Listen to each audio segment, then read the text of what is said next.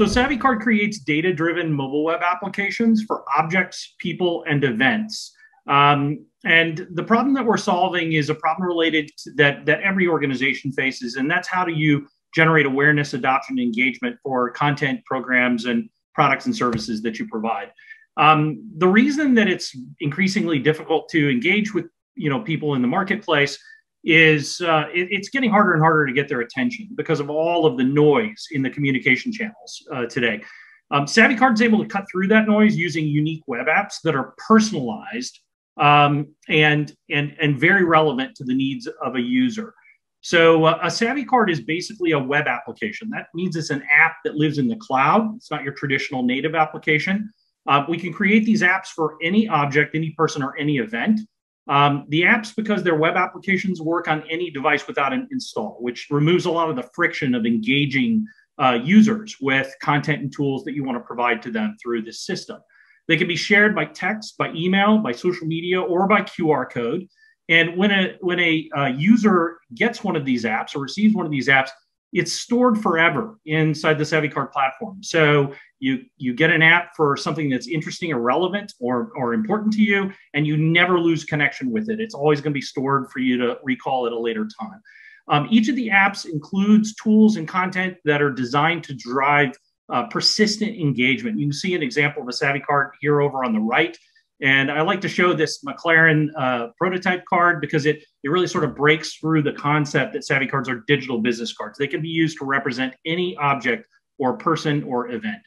So the way that we deploy SavvyCards, we don't do it one at a time. We use large data sets. Our platform ingests the data set and then automatically creates and maintains web apps for whatever content in the data set wants to be expressed as an application. An example of one of our existing clients is Pinellas Realtor organization. They're a real estate association in Tampa Bay. We ingest all of the multiple listing data from Pinellas Realtor organization and use it to automatically create web applications for all 9,500 real estate agents in the association, for all 25,000 homes which are listed and sold by the association every year, and for all 400,000 homeowners in the market that Pinellas serves. The benefits to an organization of using SavvyCard as an engagement tool for the market are pretty interesting. The first one is SavvyCards can be used to automate and improve business processes. Pinellas has seen a 10x improvement in member engagement over their other traditional communication methodologies like email through using SavvyCard. They've been able to generate a significant profit stream, $75,000 a year. They've reduced their costs, and they've been able to collect significant first-party data. So just to give you a quick idea of how different SavvyCards can be used, real estate agents today use SavvyCards to facilitate building and maintaining relationships.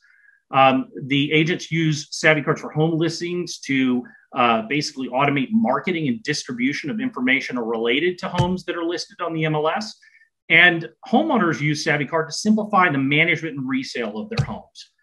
So I'm not an expert on government agencies. And so I thought I'd give three very, very simple sort of high-level use cases for how SavvyCard might be used to generate awareness, adoption, and engagement for government-related programs.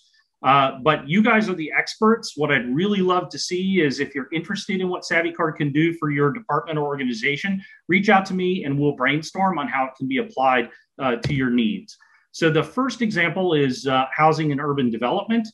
We could create a SavvyCard for every household in the United States, all 120 million households.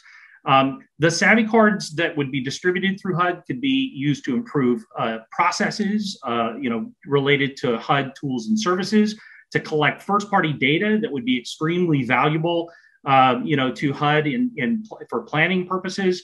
The system is designed to protect personally identifiable information. So unlike public forums like Zillow and so forth, we're not going to use people's data without their permission and without transparency on how the data is being used.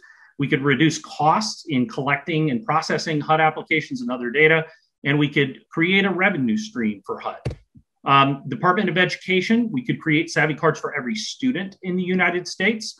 And you can see the same sorts of benefits in terms of process improvement, data collection, cost reduction and ability to generate revenue on the right for for that type of program. And finally, for the U.S. Department of Defense, we could create SavvyCards for any piece of military equipment that they use in the field. And the SavvyCards could be used again to improve quality of training and education, to capture feedback from users, on the edge or in the field, to reduce the cost associated with training and education and maintenance. And we could actually capture data that could be resold back to the military industrial complex to generate a profit stream. So I'd love to speak with you and brainstorm ideas for how SavvyCard could be applied to your department. Here's my contact information. And if you'd like to, experience SavvyCard for yourself, you can text the word David to 72889, and my SavvyCard will be sent directly to your phone. Thank you.